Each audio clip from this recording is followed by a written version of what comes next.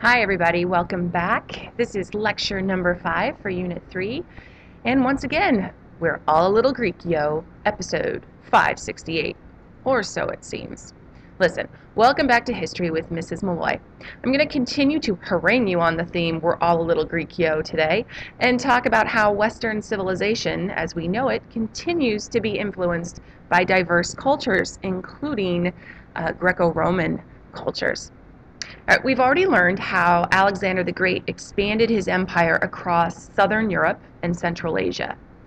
His legacy, or why we remember him today, includes helping to promote or encourage what we call cultural diffusion.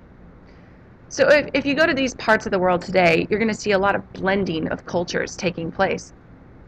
We actually have a word that describes the blending of Greek, Persian, Egyptian, and Indian cultures. It's called Hellenistic culture. Even today, there are many words shared in all of the languages spoken in that part of the world. Things like chai, or words like chai for tea. So that's just one example of some of the cultural diffusion that's taken place as a result of Alexander the Great's empire and how he expanded. All right, so we just to move on, to talk a little bit more about Hellenistic influence. Alexander had a city named after him in Egypt called Alexandria. And Alexandria is going to become the center of that cultural diffusion that I was mentioning before. Alexandria became an important center of trade, as well as a center for cultural beauty. It had over 500,000 residents, a super amazing lighthouse, various museums, a huge library, and it also eventually housed Alexander's tomb. What does this tell us about a culture? Well, the fact that a city has museums and libraries, it tells us or gives us an indication that that society is advanced in some way, and probably they have a steady food supply and they're able to worry about, glorifying their city instead of just where their next meal is going to come from. Because if you're always worried about where your next meal is coming from, you're not going to be concerning yourselves with things like pottery or other So things. Alexandria essentially is going to become a center of learning as well as a center for trade, for scholars all over the globe. Hellenistic scholars, or professors, etc., when we talk about scholars, that's really what we're referring to. Scholars, professors, they're going to preserve Greek and Egyptian cultures, and forever these scholars, once they record their work, it's going to influence Western societies. And in a variety of ways, you're going to see scholars in math, scholars in philosophy, as well as artistic triumphs from Alexandria. And these Hellenistic scholars are going to help preserve that Greek and Egyptian way of life. All right, one of Alexandria's most well-known astronomers, for instance, was Ptolemy. That's spelled with a T, by the way. Ptolemy, Ptolemy.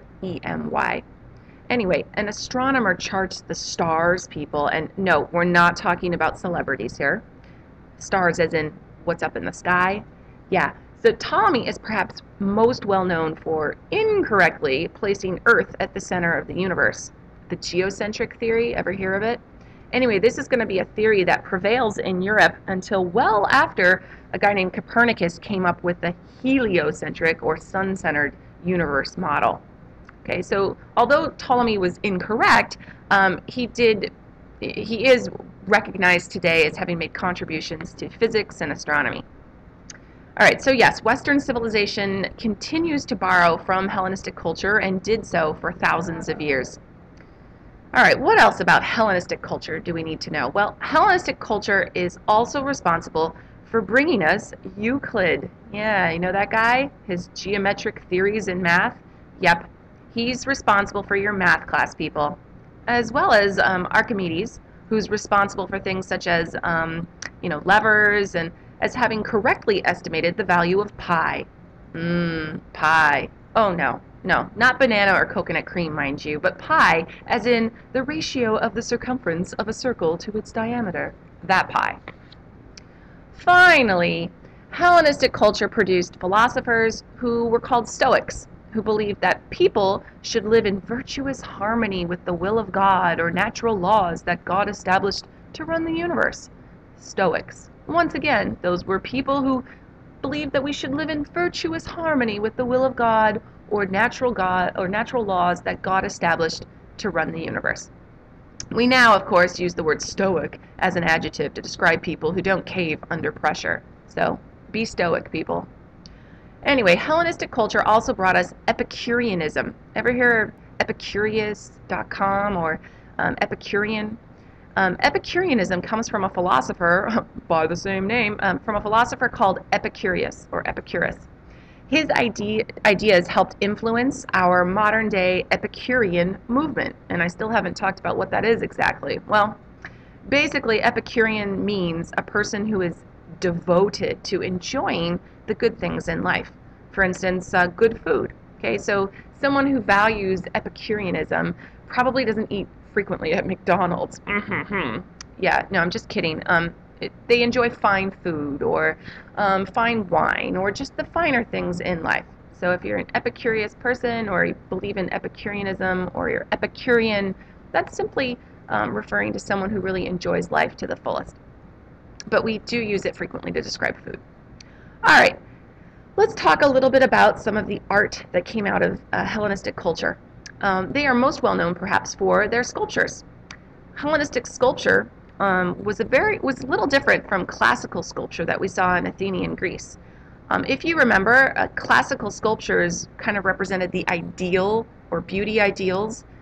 Remember the six-pack guys and all those statues? Yeah, well, that was classical Athenian Greece. So Hellenistic sculpture, on the other hand, it was different. There was more of a move towards being more realistic. So they had more realistic sculpture techniques to sort of celebrate ordinary people. The most famous of these sculptures was a huge sculpture called the Colossus of Rhodes. It was on the island of Rhodes, and it was actually one of the seven ancient wonders of the world, but was unfortunately destroyed by an earthquake. So I guess that's why we don't see ordinary women in fashion magazines. Another point to ponder. Anyway, the bottom line is that Hellenistic culture reflected Greek and many other cultures from Alexander's empire. This culture, along with ancient Greek culture, makes us all a little Greek, yo. Thanks for listening. Bye.